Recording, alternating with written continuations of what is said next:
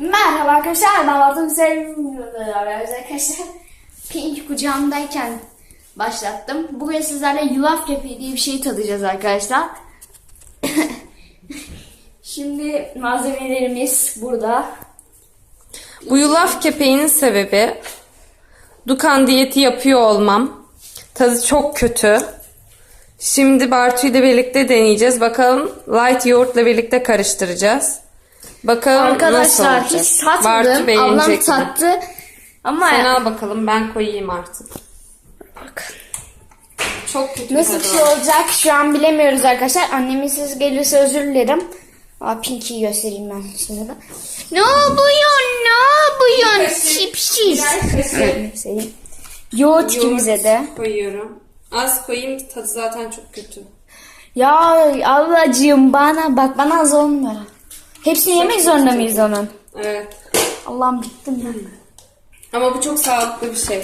Şu an Arkadaşlar annem- sağlıklı diye öleceğiz. Şu an annem çıtır tatlıları götürürken Güllüoğlu'nun çıtır muhallebisini, altı karamel, üstü çıtır, Konuşurum. Melisa niye kilo aldı? Gelin. Bu çıtır ortası karamelden Bu arada Bir dakika arkadaşlar kapatıyorum. Bay bay. Evet arkadaşlar eniştem geldi. Onur abi de Onur eniştem de tadacak şimdi.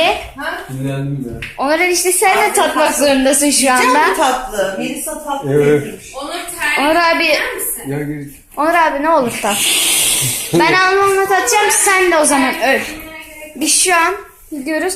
Arkadaşlar yulaf ezmesi hazır olunca başlayalım. Görüşürüz. Evet arkadaşlar bir kaşık koyuyorum. Bir kaşık Şöyle koyacağım. aslında bir kaşıktan çok oldu, o yüzden şöyle öbürüne de Öleceğiz aynı ya. şekilde. İğrenç tadı ya. İki masaya çıktı. Onur abicim sen de gel. Enişte sen de tat bu. Güzel tadı. Üç tane. Ne biliyor musun? Üç tane Yemekleri alıp direkt atıyor. Yağ kaşık alıyorum arkadaşlar. Kepeği. Üç tane kaşık. Bunu yiyorsun, atıyor yani her şeyi. Üç tane kaşık aldım. Atıyor direkt.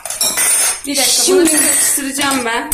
Arkadaşlar karıştırdıktan sonra geliyoruz. Evet arkadaşlar geldik. Daha karıştırmadık. Pinky eniştemden önce tabii. Tokum Ne ya. olur Pinky. Yolda çok sevgili o köpeğim vardı. Yedim daha da. Gerçekten harika. Evet. Tadacağız. Tatacak mısın? Hayır hayır. Ne olur bak ne olur Onur abi vallahi. hadi ne olur. Vallahi. Onur. Çekecek. Hadi Onur abi. O yediğin haliyle. Tamam da ben sevmem.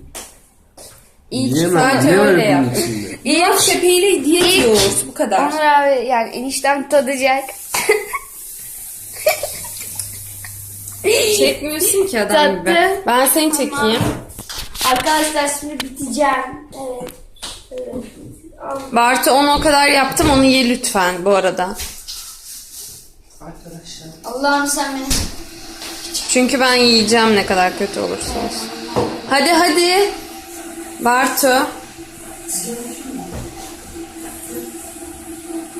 Güzel. Gerçekten mi? Ben beğenmiyorum. O zaman Bart öyle yaparsan kötü demiş. saçmalama. O zaman bu videoda bu kadar.